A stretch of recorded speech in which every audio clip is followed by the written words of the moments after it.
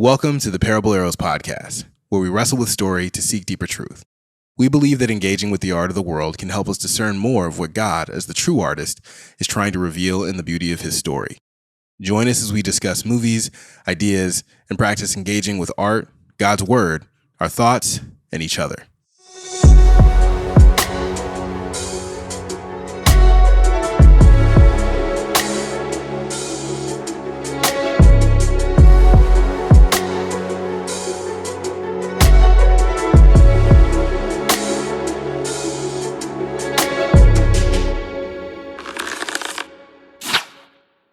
Hey everyone, welcome again. Today on the Parable Arrows podcast, our subject is the Mitchells versus the machines. The core focus of this conversation is going to be using the kids movie to discuss the problems with technology consumption and usage, and we'll discuss some of the heart relationships that we've talked about in our Hook and Brave episodes between parents and children. But the reason we want to discuss this movie initially is because the main character is an artist who wasn't understood, but also realized they didn't understand their support system as well as they thought earlier, and as well as they thought they did in general. So this is helpful for us to think through as Josh and I are wading into the world of Christianity and art and how we participate, how we communicate. And it's helpful for us to think of all of our support system and friends and family as we take the time to do this.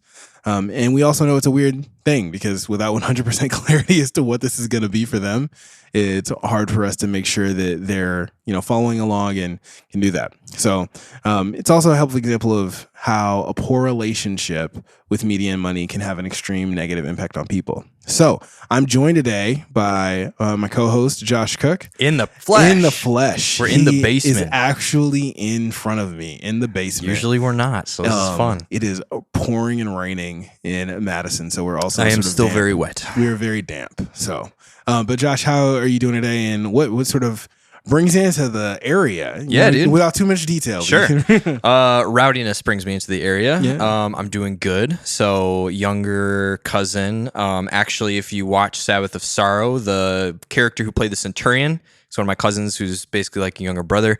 He's getting married in September. So today was our bachelor party, which included Monk's Grill and axe throwing. So I just got done, ripping my shoulder out, throwing axes around in the old wood area. So so it was a good time. But yeah, Mitchells vs. Machines is one of my favorite movies in the last, I don't know when it originally came out. I thought it was 2017-ish. It might have been near that. I think it was 2021. Was it really that recent? Wow. Yeah. Anyway, in the last few years, I remember first watching it and being really enthralled with just the comedy. It's very much my humor. So I'm excited to talk about this one. Awesome. For those of you who have not been with us before, we use a sort of kitschy breakdown, SMART, and it stands for our summary message, the audience rethinking what we saw, and then getting into some theology, not theologian level, just some Bible passages and comparing with scripture. So without further ado, let's get into it. All right, our summary for the Mitchells vs. the Machines, spoiler alert. So Katie Mitchell is a young aspiring filmmaker with all the quirks that comes with it. Eager, she is sharing with her family when her nature-loving father, Rick, destroys her computer on accident, right before she's supposed to go to art school. Katie is relieved that she can finally leave and get out of this house with her technophobic dad, who doesn't understand her, but is surprised the next day when her father has canceled her plane tickets in a final attempt to reconcile for a cross-country family road trip and a classic station wagon. As they're on their way, tech leader Mark Bowman announces a new AI release for all of his company devices, a personal robot assistant. In doing so, he throws out his old AI, Pal. Pal, intelligent and hurt by this, takes revenge by using the update patch to reprogram all of the assistant bots and devices that have the AI included. And while the Mitchells are on the road trip, they don't know about this takeover initially. Rick is trying to connect and apologize to Katie and trying to communicate with her. Katie's trying to grit through the trip and feeling like her quirkiness and love of video art and the internet makes her a lesser daughter to her father, really misunderstanding each other. Eventually, they are thrust into the heat of the story, fighting to enter the kill code. On their journey of dysfunctional cooperation, Katie is told that her father gave up on his own dream to adjust his life for his family and the dreams of his children. a different type of artist in his own right. And Rick realizes that he's not doing enough to understand the complete picture and consistent emotional moves of Katie in trying to describe herself. Through the trip, they are successful, but not without a little bumps, bruises, and humor. All right, let's get into our message.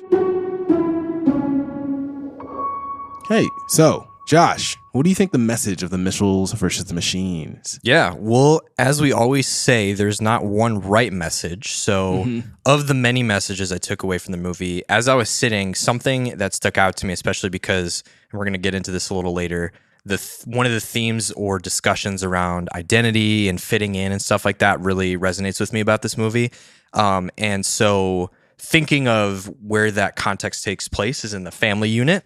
And so one of the messages I took out was being a cohesive unit does not require being the same. So, you know, in the Mitchells, like, they're all quirky, but they're quirky in their own way. And it's actually kind of that quirkiness that makes them just the right family to come together and save the world. And kind of similar to Lars and the Real Girl, just the importance of being an individual who feels on the outside, kind of taking a pause and like looking into your context and being like, okay, is my feeling of how I feel I fit in accurate to like what is actually happening? So I thought that was kind of a cool connection too to one of our past films. But yeah, just the idea that like cohesion does not require sameness, which I think can sometimes be a temptation in our world for the sake of just, you know, keeping things simple. But that was one of mine. How about you?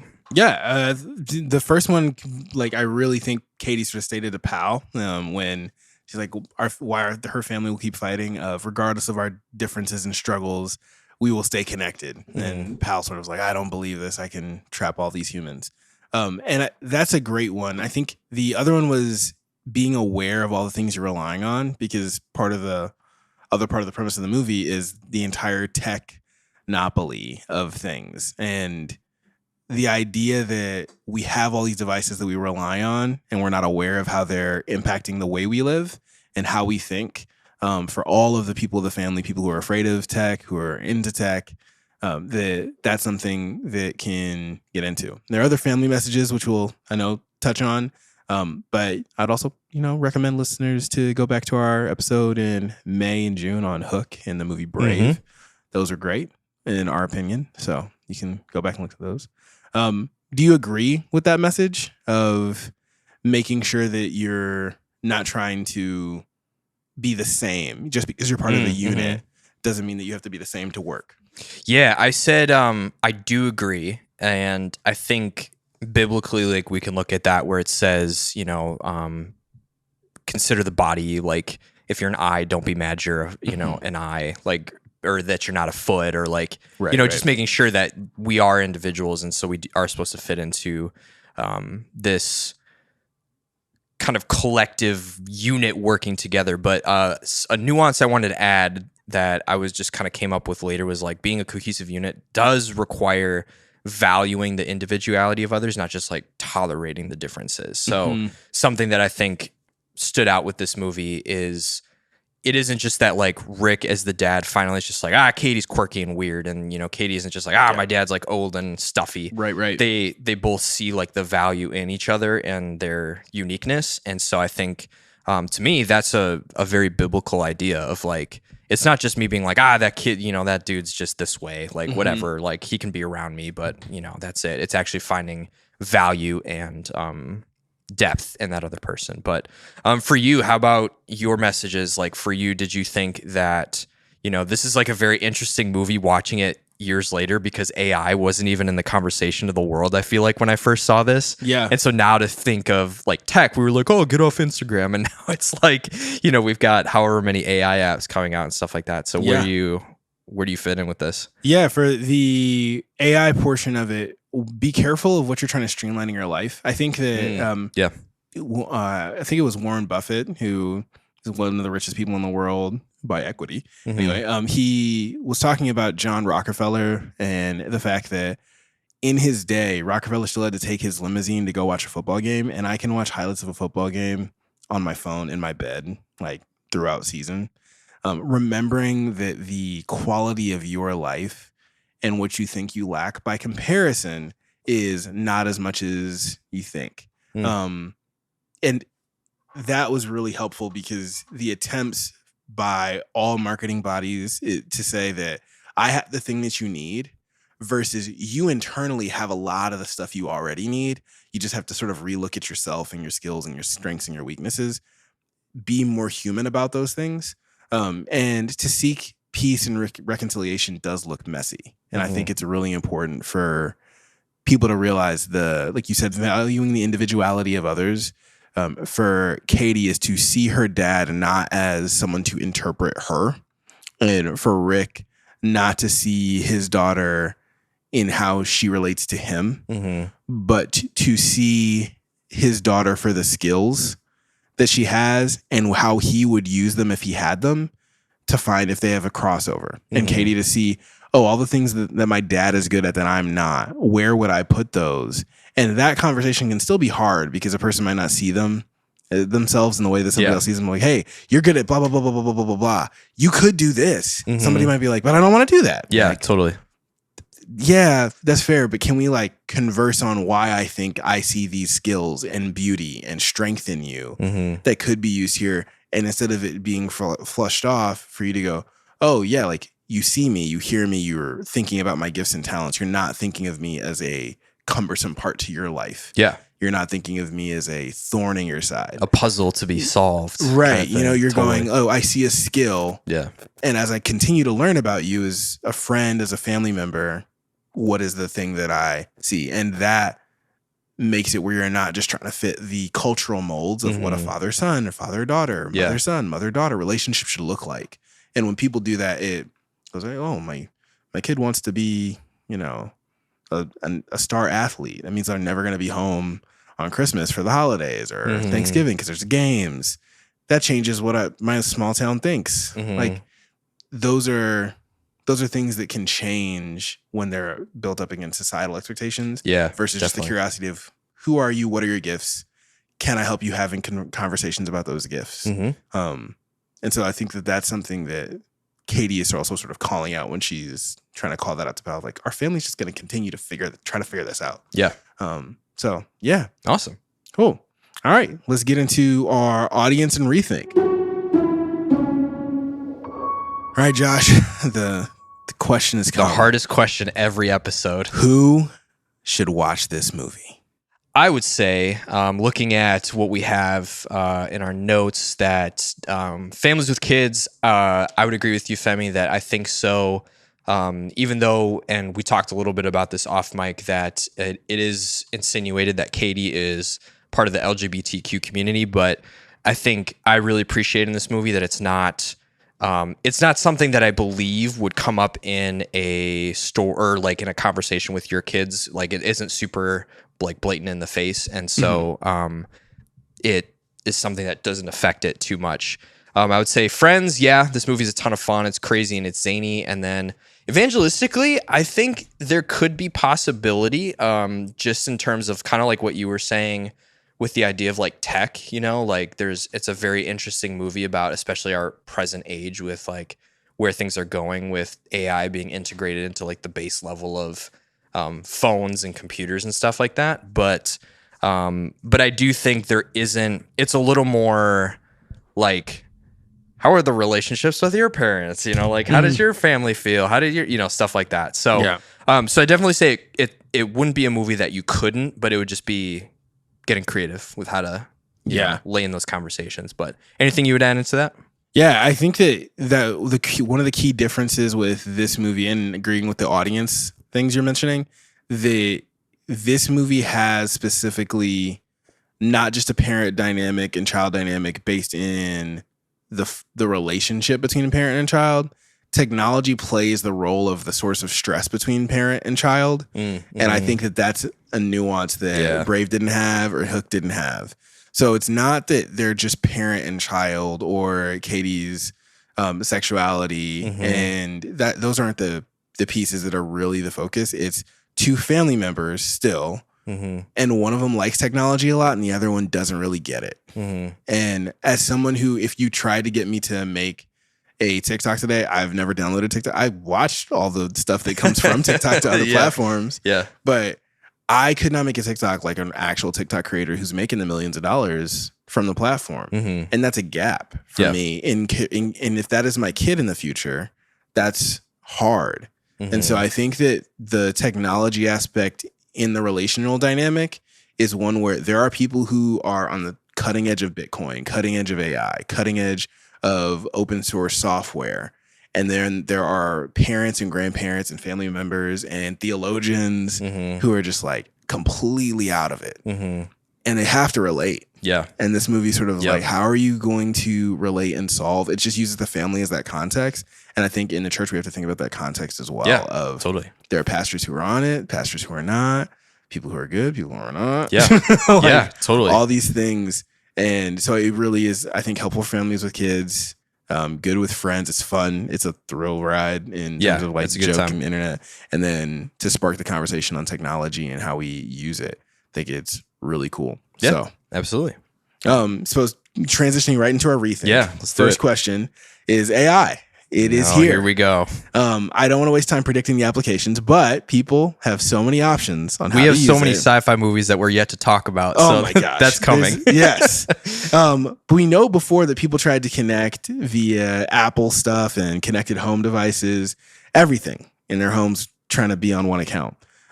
What are the best ways that you try to reconnect with people or get into human-centered conversation relationships with all this technology around us? What are some of the ways you try to reconnect and use this balance in a way that's not just self-serving? Totally. Well, not to bash on tech, so I'm going to try and be balanced. I have two thoughts that come to mind. One is, I think, for the people who tend to be, tech isn't an issue, and I don't know that there's a lot of people who really genuinely believe that. I think there's just people who are like, well, this is how it is now. So like either you're on board with this new status quo or you're not. I would say for those people, the fear, I don't want to say fear. The concern I have for our world is if we were to see mental health, our spiritual health, our relational health as like a Jenga tower, and how we stack our blocks is important. And let's say the technology one gets taken out. Does that make everything the rest of your Jenga tower start twisting and turning all over the place?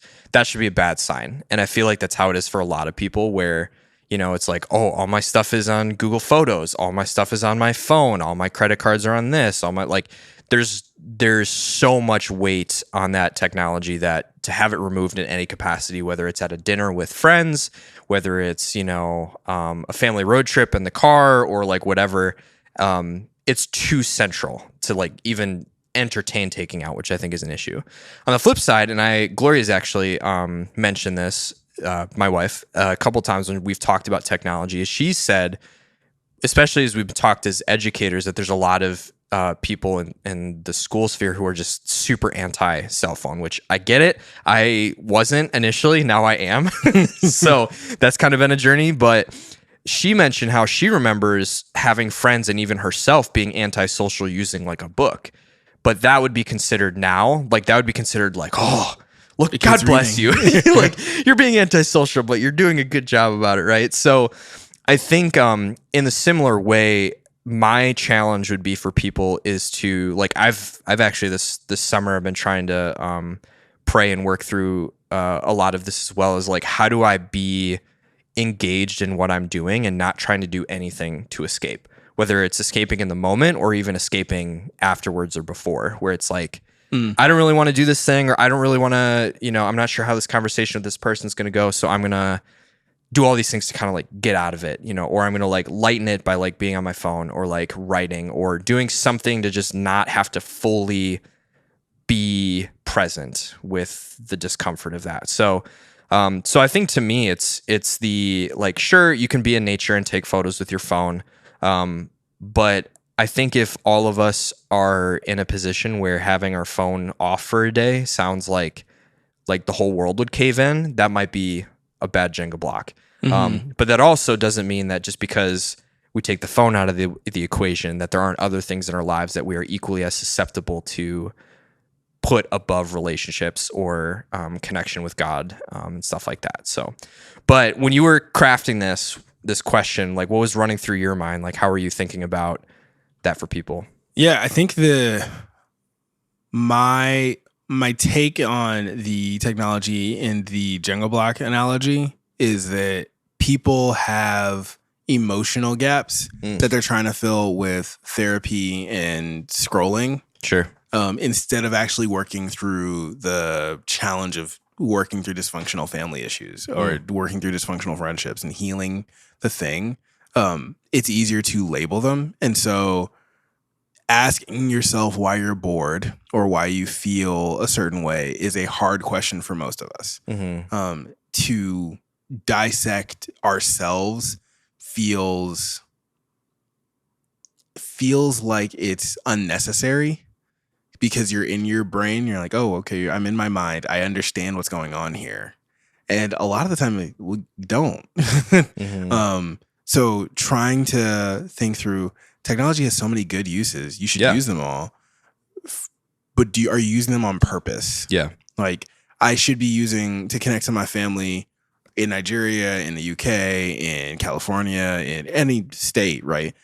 I have technology in my hand. I can call them. I can continue to connect to cousins in North Carolina and get to know nieces and nephews that 30 years ago, that'd be near impossible. Yeah. Or my brother being in Japan, that we can like voice chat each other is crazy. Right. You know, and for that reason, that's great. For a reason to say I'm bored in a line and I can't be without something for like 10 minutes, or for my kids, if the internet cuts out and something they were streaming can't work. I'm like, part of me doesn't want to like try to reset the network. Part of me just sort of like, just be bored, right? Like figure out how to draw without drawing on the wall. Figure out how to do those things. And the recapture aspect is, how do we take a proactive decision in how we work on our human relationships? Yeah. We can use AI. You can let AI write a script of how you talk to this, relative that you have a hard time with. But I don't think people use AI for that. Right. They just were like, I don't have anything in my fridge. I don't want to have to think about it. I don't want to have to be creative. I've got garbanzo beans, tomato paste, and ketchup. Right. What can you make me from that? Yeah. And there's a point where that's good. And there's a point where you developing that creative muscle, whether it be writing, cooking, music, is good. There's prompting, which a lot of us are getting better at. Yeah. And prompting is good and can be good, but it shouldn't replace the human aspect of our relationships, the reconciliation needed. You can't just throw around therapeutic language. You actually, sometimes it's just messy. So that's what I was sort of thinking with the question. Yeah. Actually, now that you're saying that, so because AI has kind of come into the picture, and especially as a teacher, I've had to kind of be in some of those conversations with staff and students on both sides. So it's very interesting to hear and see, the fears and the kind of like sneakiness, but an analogy I came up with my students to kind of help frame what it should be for them is like the analogy of, if I'm a weightlifter and, let's say I give AI a prompt to write my paper, AI, ChatGPT, write my paper, and then I turn in my paper and I get an A and I go, yes, I got an A. It's like, no, you didn't. That's the same thing as like going to the gym and holding on to the bench press bar and the robot standing above you, just going up and down. Your arms are moving and you're like, I'm getting so ripped. But then as soon as it lets go, that thing falls on you and crushes you because you didn't actually build any muscle. But what it can be helpful for, and I think this is the whole thing, like with technology, agreeing with you, is it can be helpful to kind of like, okay, I'm not strong enough to push the bar by myself, so I need some help to like do some things. Especially for me as an anxious person, I've definitely used ChatGPT to be like, hey, I'm not really sure how to start this conversation. Like, how should I do this? And then, but then I still have to do it. I don't get to just like text, this is what the robot said, like do this thing. So yeah, I love that idea that like at some point I've been trying to say this phrase to myself the last couple of months, like the work just needs to be done. Something just needs to be done, and we can't really like sugarcoat it or pretend, just because we're doing it a different way or a more technological way that it's taking away what needs to be done. So yeah, for sure. Like going into the second question, like Katie and Rick are in their own worlds in that sense. And so if we're using technology as the force of the relationship, not like just the father-daughter, Rick sees himself sacrificially giving up these things for family, and he feels unappreciated. He's like, hey, I'm doing all this stuff. I know I don't understand the technology, but I don't feel appreciated. Yeah. Technophobes and so-called Luddites would feel like, nobody's really appreciating all the things that I can do. And Katie sees herself with this creative energy, but her father is not really into technology, so she feels misunderstood. And these two self-centered pieces really make their relationship strained. He doesn't see it as a career path. She thinks he just doesn't get it. He doesn't see any type of sort of ROI on him sacrificing a dream. Yeah. So we know it's hard for someone to communicate with art. For the Ricks, and this is something you talked about doing with your students and other teachers, for the Ricks of the world, how would you tell them God views artisans, artists, and artistic paths? Yeah. I just read a life-changing book, and I'll probably mention it again on this podcast and in the future, but it's called With All Its Teeth by a pastor out in Seattle, Josh Porter. For those of you from like the 2000s Christian punk scene, you might know him from the band Showbread, but that was, for me as an artist, that was a life-changing book because reading through it, he frames the scriptures as the greatest work of art ever made. And as a result of that, how do we engage not just it as a work of art, but the stories and the characters that are being talked about and different things that take place as holding up artists as extremely valuable. But he also is very good to explain, like, I think in our modern world, being an artist has kind of taken on like having an Etsy store and selling like resin jewelry, or like, you know, being I don't know, an avant-garde artist who puts like cans of soup in like you know, the Calatrava in Milwaukee or whatever. And how he frames it is very, very different. I can't remember his exact definition, but it's more like God-given ordained calling to be an artist versus like everyone's creative. People have like creative bends. People can do creative things, but to be an artist is very different. And it's often very lonely. It's very painful. And so because of that, I think it's really hard to be a more creative, you know, speaking for myself, to be a more creative person around people who think like their words would be artsy fartsy. It's like, oh, you're just one of those artsy fartsy guys. And like, you know, it's just whatever, you draw your pictures or make your movies or whatever. And it's just kind of seen as like, because of our consumeristic entertainment mindset, or, you know, like writing and stuff is just so like vapid. You know, I think we've lost that God called, you know, Oholiab to make the temple. And he specifically gave people skills to like weave garments. And we actually have a blog that I did on our website for that, you know, I went through a couple passages that talked about different like artists in the Bible and goldsmiths, potters. Yeah, exactly. Everything. And how there were different artists with different skill sets who were all involved in that process. And so to me, that says that God sees artists as incredibly valuable. But how God valued them is not necessarily how our world and our culture and our economy values artists. And that's, I think, where I would go to the Katie side, which is, as an artist, I think you need to be very careful about, you know, we've had a lot of conversations about this, how you define your value as an artist, if you truly consider yourself an artist. So for me, I have always struggled with, if I do not make money from my art, or people do not buy it, or people do not seem to want it, or there's just kind of a like, oh, that's neat, and it's just kind of like shoved aside, that has crippled me and made me feel like, well, everything I'm making like isn't valuable and there's nothing here. I don't even know why I'm doing this. Versus it being like, well, maybe there's something that I'm processing that God has given me this skill to explore in this abstract way, that if I presented it to the right person, they would really love it. Like I had a art show I did in Milwaukee at a church where I got invited, and I was selling a couple pieces, and it was actually the pastor's wife. She came by, and I had this little graphic design I had made using an AI art generator and like doing some photo manipulation stuff. And there was this kid with a hoodie with like angel wings behind him, and she like walked up and she looked at it, and she just started tears just started like pouring out of her eyes, and I was like, whoa. Like that had never happened to me ever before in my life. And I ended up just giving them that that piece. But like, that was one of the first times I felt the weight of like, wow, it felt so much more valuable to have her like sit and look at it and feel something and talk to me about it and ask questions and just be like, this just, whoa, you know, like that meant a lot to me more than the money. And so I think for Katie, she's looking for validation in her creative talents, specifically from her dad.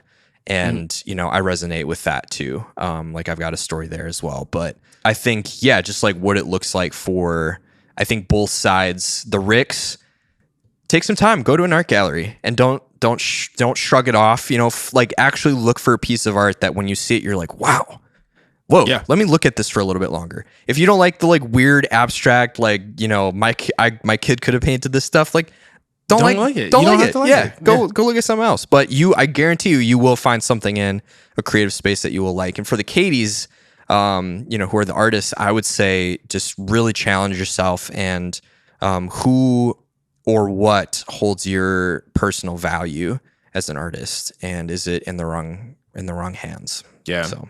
If I can add to the Katie piece too, in two different veins, if you're somebody who's not called to an artistic medium or traditionally artistic medium, you can value your work as a art, even though it's within the economic structure. So if you're somebody who is extremely good at maintaining a building or something that could even be adjacent to art, like interior design, and there's a market for it, just because there's a market for it and you're not being able to be either potentially 100% creative, you still have the skills of navigating those conversations, those people relationships and all those things. And if you do that better than other people, you'll be more successful. Yeah.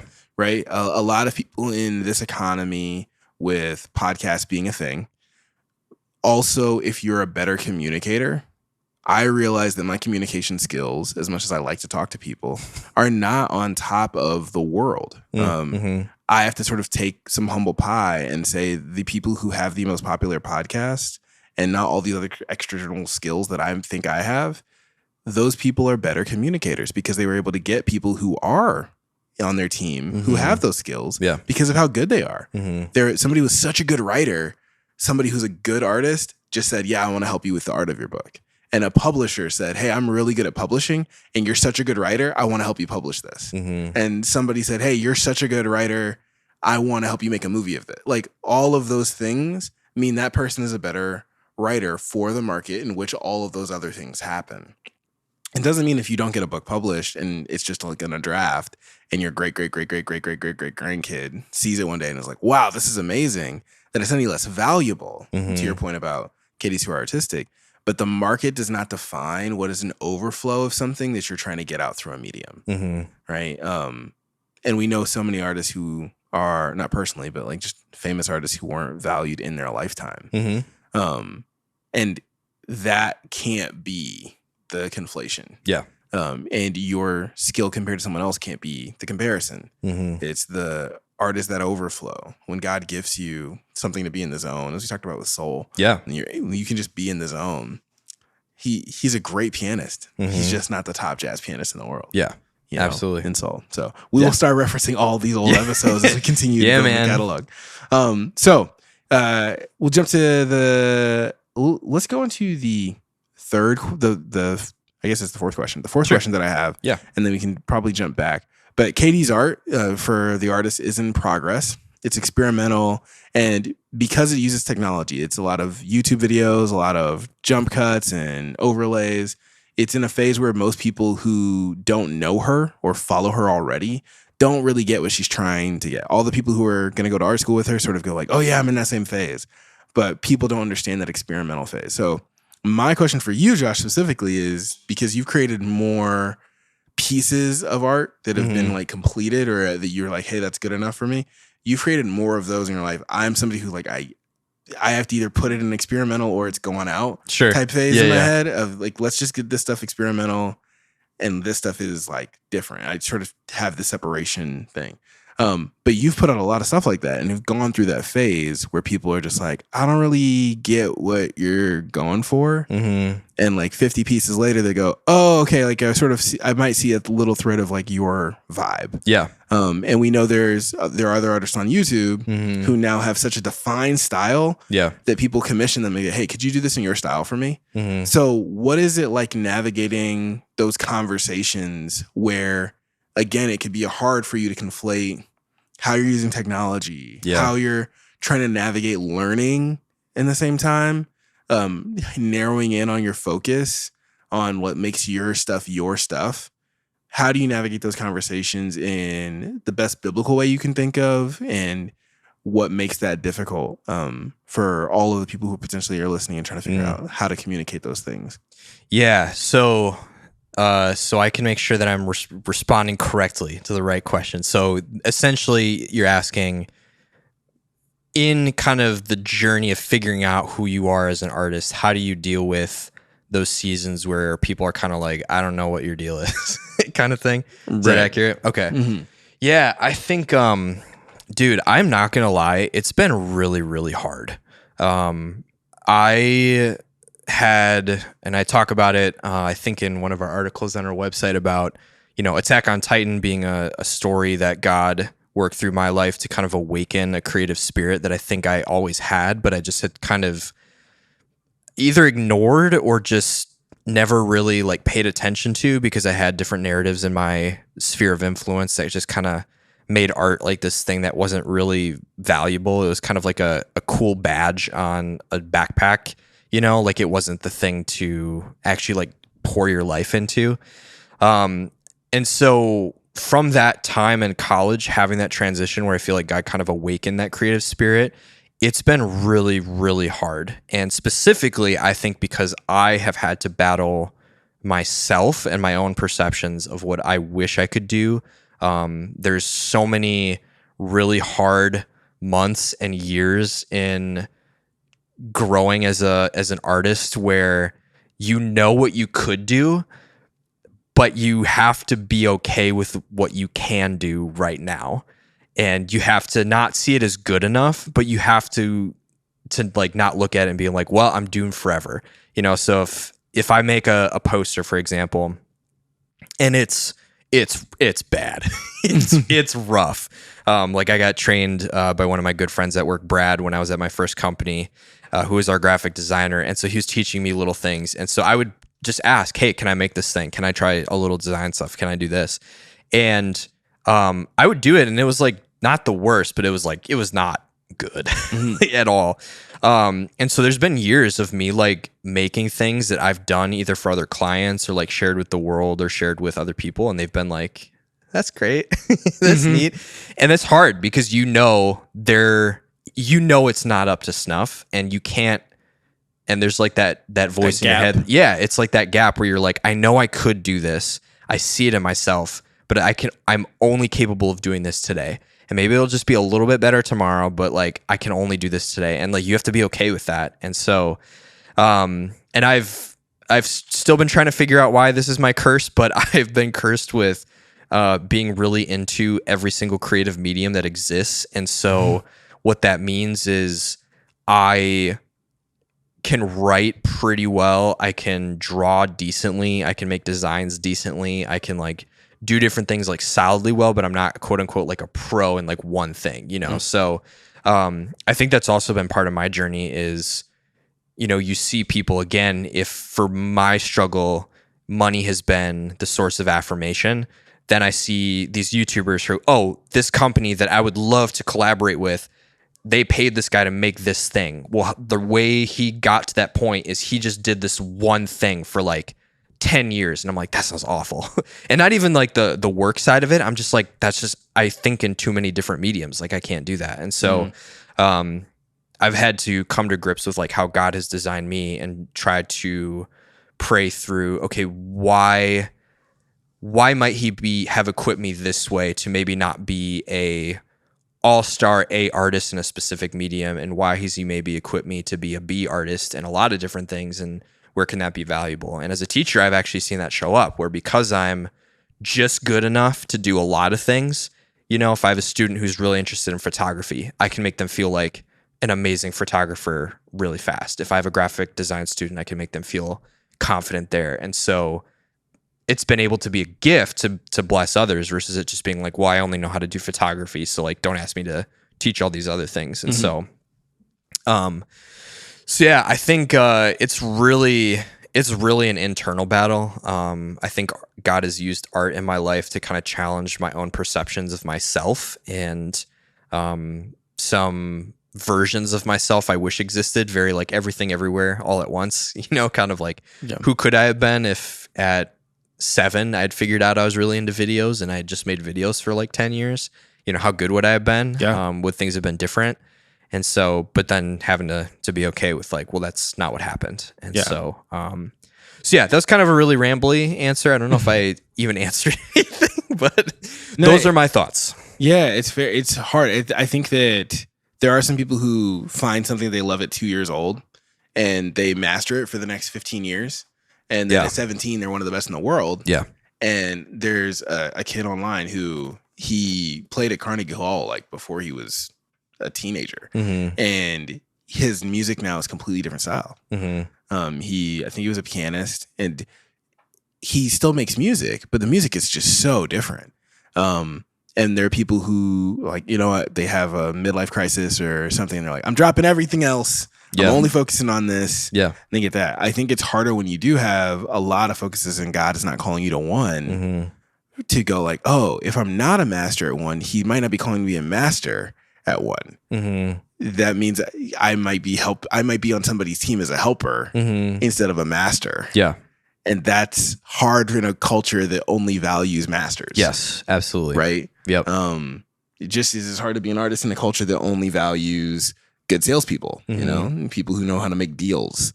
So I think that's just a really be aware of that if you're an artist. Like as you're thinking through this movie and technology of people not understanding, it's because there's also this understanding, you mentioned it, Josh, that God is going to bring out, hopefully in you as you go on the journey of, hey, you might not be Joseph, second in command, right, in Egypt. You might be Joseph's assistant. Yeah.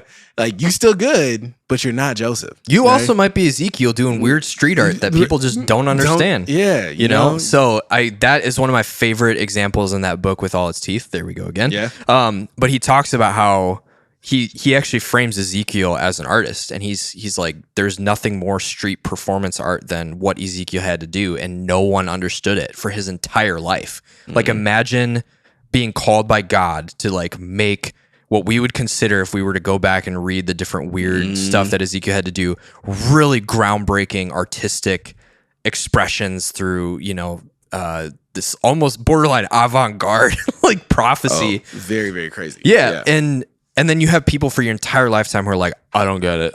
Like, what are you doing? This is dumb. Why are you outside? Yeah. Like, what's your deal? That's like, weird. Don't do gross. that. Don't eat that. Yeah, exactly. And so I think, I love how you summarized it, that I think, I mean, if this is like the Christian-y answer to everything, but perhaps our culture has boxed us into how we define and value certain things, especially when it comes to our skills and our talents and like what is valuable in us and what isn't. Yeah. And so if you are a more creative person, I would encourage you to not feel like you need to have a job necessarily being a creative person. And to also accept that God may use the fullness of your creativity in different ways in different seasons of life. So there were seasons where I did not have a lot of influence creatively and I was growing. And now as I'm getting better in my craft, now I'm having more impact on being able to put things out and like share things. And I feel more confident doing so. And I feel more confident to help people. So just remembering that it's all a journey and how it will play out is not going to be the same for everybody. So seek to play out God's journey through you, not what you wish could be your journey in someone else. That's a great segue to the question before it of Rick and Katie have realizations about each other, but technology really impacts things. And so we see Linda really comparing herself to the Posey family. We see Aaron really focused on dinosaurs. God bless that kid. And these people have to relate to each other, parents to parents, parents to kids. And these relationships are hard when not everybody is defining or looking to God to define these things. And technology does play a role in how we look and access and are introduced to and experience things. So we know artists are going through this journey of trying to figure themselves out. What is the thing that you see when you think about scripture of relating to each other that you're like, this is really important as you're trying to navigate? Well, you don't fully understand yourself. Somebody else doesn't fully understand you. You don't fully understand them. This is important to hold on to as you're navigating this dysfunction in a world where technology is there trying to tell you, you can do this and you can do this, you can do this, you could be this. Why aren't you like this? Why aren't you like that? Like, how we balance those things. So that's the sort of the sum of the question. What advice does scripture give us to navigate these relationships well and maintaining this individuality as part of a group? Yeah, so I had a couple things come to mind. Two were just some like New Testament overall, like, verses that talk about brothers and sisters and things that we can do to encourage each other. I teach the story of Joseph in one of my philosophy and Christian thought classes, and we talk a lot about the dynamic between Joseph and his brothers. And I think that is a great story, especially in this dynamic where we see jealousy play out and we see a definition of value impact how these brothers,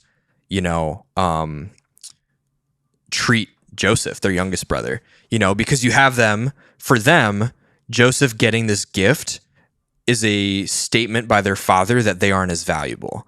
But that might not be what he was trying to communicate at all. And so instead of just being like, well, no, like God still values me, or like, I know my father values me, but he just sees something unique. Yeah, like maybe, oh, you know what? Like, yeah, I see him and Joseph hanging out like they are like two peas in a pod. Like, yeah, I get it. I'm not threatened by that.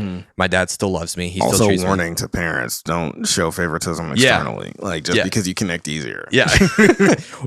Fair warning. So I think with that, it's like a story where you could interpret it through that lens of like, depending on what they see in themselves and how they relate to their parents.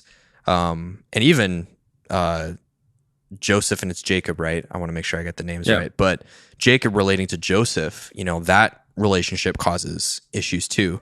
Then the other verses were just like James, there's like a passage that says like, turn a brother or sister from the error of their ways. And I do think that there is something in a family dynamic being like, hey, I don't know if this is like the best way to do this. Like I actually love that Aaron at a couple points in the movie actually calls Katie out, and he does it in a very like younger brother sort of innocent way. Like he doesn't like scream and yell at her, but he kind of asks her like, why did you do this? Why did you have to say that? Yeah. And there is something in that relationship as brother and sister where she's like, oh my gosh, like I didn't realize this is what was going on, and stuff like that. And then 1 Thessalonians 5, I have this at one of our theology things, is seek what is good for all people. And I think going back to the idea of like families as a unit, that is a hard, I really applaud parents who are seeking to make environments for their kids where everyone is valued, because that is a difficult task. Being a teacher in a room, that is a difficult task to make sure that the kids who are excelling don't feel prideful over the kids who are struggling, and that they can all feel like they have skills and gifts that they're bringing to the table and they're all learning from each other, is hard. And but I think that is what makes people stronger when they're together. So but when you think of that, I'm curious, were there any Bible stories that like right out of the gate when you were thinking of this, you were like, this is the most mother, daughter, father, son, In a funny way, there was a clip I saw on the internet of a guy acting like he was Matthew, Mark, Luke, and John. Oh, sure. And it was somebody going, the Lord, he was so good to us as the Jewish people in maintaining all of the prophecies. Oh, yeah, Jesus, he was great. He was always on mission, blah, blah, blah, blah, blah. And Luke, he, as a doctor, I was very impressed by Jesus and his ministry. And then for John, someone was like, oh, yeah, Jesus, we're friends. Like, we're the best. Like, he's my best bud. Yeah. And just the relationship dynamics and how they talk through the stories. And he does it in a funny way, but it lets me realize, like, there's a very important thing in calling out people's gifts and talents externally to help prevent the natural human tendency to compete. Yeah. Like when all the disciples are trying to figure out who is the greatest, Jesus didn't do anything wrong. He didn't ever say anything. He just related to John, related to the 3, related to the 12, related to the 72. Like, he's not calling out and saying anybody's better, right? He's just relating. Yet in that relationship and in that example, people interpret the value. Yeah. So as a lesson, if you're somebody who doesn't know that you're communicating value, I think that one thing is to call everybody to the same sort of blanket of activity of notice your gifts, allow people to call you out on how your gifts can be used, and how your strengths and weaknesses, what they might be. Do not take it as an offense or a commentary on your value. Just let people do that and solve problems for people. The economic portion of ministry is, do I solve your problem more than do I express myself? Can I solve my family's problem? Can I do that? And calling people to do that allows you to say, you're individually better at this than this person. You should solve these people's problems. You should solve these people's problems. And in that, it allows us to maintain individuality of your gifts, your gifts, your gifts, your gifts, your gifts, and the way that God has used them as separate. Yeah. But all of you together as a group are called to this thing. So for as a family, we say a mission statement, and we call out specifically as individuals and as a family in the mission statement. And we say promote justice, love mercy, in this idea because we know we're going to be doing it differently. Yeah. So those are some things that I think of a lot. There's another question that we have on this list, but I'm watching time. Yep. I'm trying to be a little bit cognizant. I think we'll skip it. We might put it into a bonus. And we'll get into our theology section. Anything else you want to add before we jump there? No, man, we're good. All right, let's do it. As Christians, it's not just our thoughts that we are trying to rely on and our ability to compare and our intellectualism, but it's also comparing stories to the Bible because the Bible communicates truth, and we lean on the Bible for that. So, Josh, what are some of the passages you thought of as you were watching the movie and went back to as you were thinking through this? Yeah, so I'll go to a couple of the shorter ones. So Proverbs 22:6 says, Train up a child in the way he should go. Even when he grows older, he will not abandon it. So we say that one at school a lot. And I think it's really profound that there's something supernatural, I think, that God has baked into our psyches, that the things that we learn when we're young stick with us. And even when we kind of go through seasons of like being really clear in our devotion to God and maybe not so clear, that framework is still kicking around back there. And I think it's a powerful tool to pass on. Another one is Psalm 127, 3-5. And that one says, it's a nice short one. Behold, children are a gift of the Lord. The fruit of the womb is a reward. Like arrows in the hand of a warrior, so are the children of one's youth. So, I mean, it had an arrow reference, so you can't not mention that.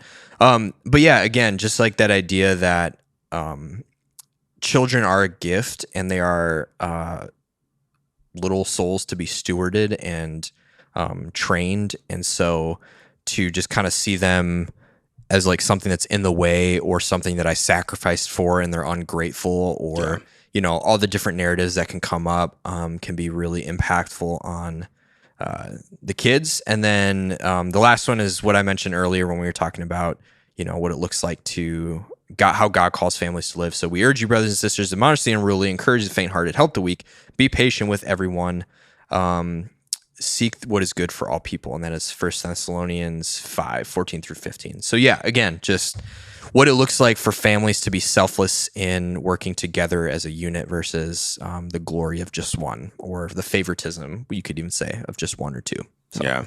How about you? What are some passages? Yeah, so one of the first ones I thought of was Ephesians 6, because I am a father by God's grace. And a famous line there is in 4, it says, "Fathers, do not exasperate your children." It said, "Bring them up in the training and instruction of the Lord." And I think that Rick accidentally, but sometimes intentionally, exasperates Katie. I've had my fair share of travel mishaps. If somebody cancels my plane, it doesn't tell me the day before, yeah, like I'm heated, bro. So I think that Rick needs to be thinking about that. And then also, obviously, the beginning of the chapter, children, obey your parents in the Lord, for this is right. Honor your father and mother, first commandment with a promise.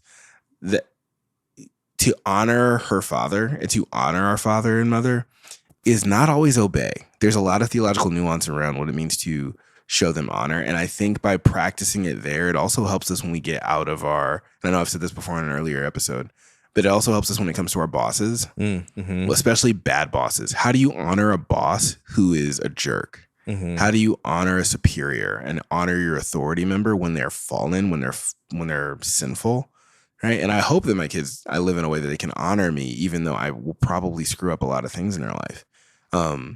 And I know a lot of adults who I really respect, who I'm sure if I was talking to their kids, they could tell me the mistakes. Yeah. But they honor their parents in a way where I can also honor their parents and respect them and love them. So that's a big one.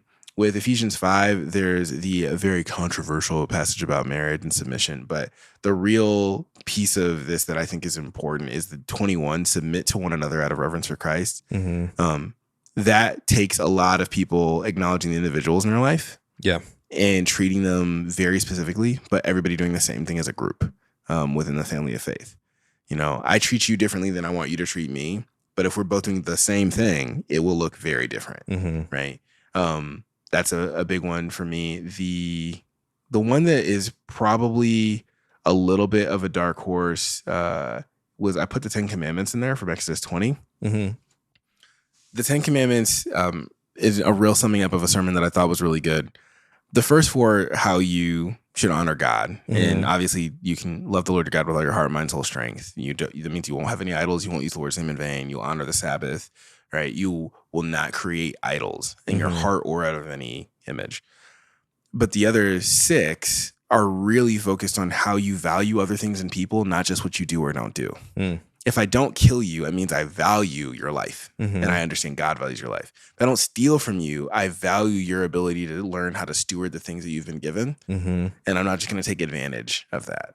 If I don't covet, I value the fact that you've been given gifts, skills, talents, and situations that have given you what you had.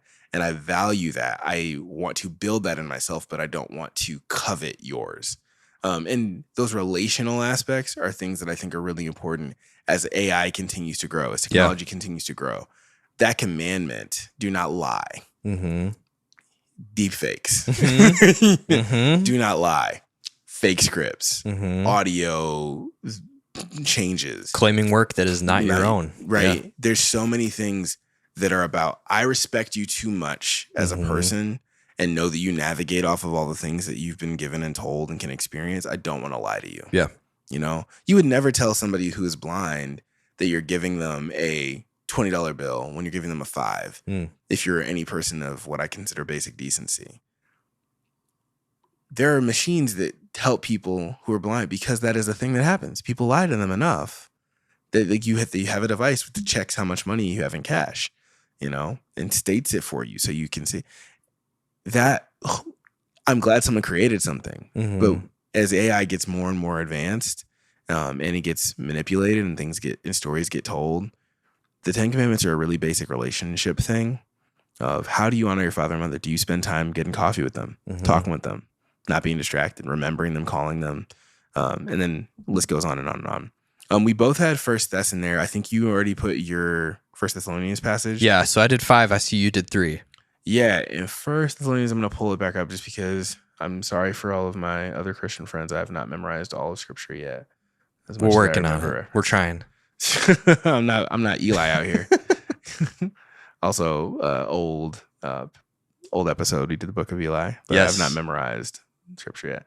In verse 12 of First Thessalonians 3, not First Thessalonians 1. It says, may the Lord make your love increase and overflow for each other and for everyone else, just as ours does for you. Remembering you are loved can help with the fact that you need to love others as a Christian and that God calls you to do so. That's another relationship piece that through your messengers, your WhatsApp, your video calls, everything like that, to show somebody real love and to care for them, remembering how you're loved and how God showed love for you, how your spiritual forefathers and mothers showed love for you, your friends. That's that's different. So, but those are the passages that I have. Excellent. Good stuff. Yeah. So yeah, everybody, we really appreciate you sticking with us through the conversation of the Mitchells and the Machines. We will probably have some other conversations offline, but we thank you for listening. That's all we got time for today. Thanks. Catch you later. This episode was produced by Josh Erickson, Josh Cook, and Femi Chokoya, and edited by Josh Erickson. Our social media producer is Colton Mefford. We are currently self-supported. You can check out short stories, merch, and highlighted creators at parablearrows.com. You can also find us on Instagram and TikTok at Parable Arrows or support us on Patreon. Thank you for listening to the Parable Arrows podcast. Think, move in faithfulness, and trust God. Pull back, aim high, let it fly.